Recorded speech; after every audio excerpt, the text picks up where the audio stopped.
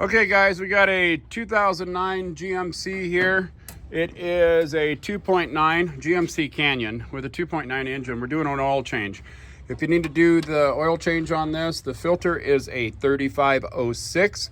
We have somebody under there draining it right now. You're going to go to the back of the oil pan and you're going to use, what was it, a 13 millimeter? Yeah. 13 millimeter on the drain bolt. And it is right there on the side of the oil pan. You can go ahead and drain it.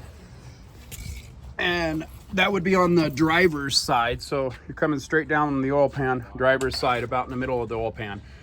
Gonna drain it. Of course, here is your dipstick for checking the oil. And this takes 4.9 quarts. Is this a blend or a full synthetic? Blend. A synthetic blend.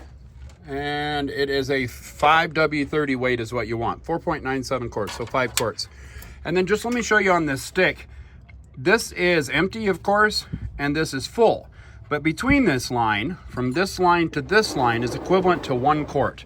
So if you have it on the stick down here, you've added some, then you want to top it off here. When you get done pouring your oil in, you want to fire it up, let it run for about 5-10 seconds to fill up that new oil filter, shut it off, and then recheck it. And again, if it's right in this area, add a quart. If it's in this area, add a half a quart, and etc. I think you get it. So I hope this video helps you out. Please click like, please click subscribe. Click on my name underneath this video for all my other how-to videos. And as of course, guys, enjoy.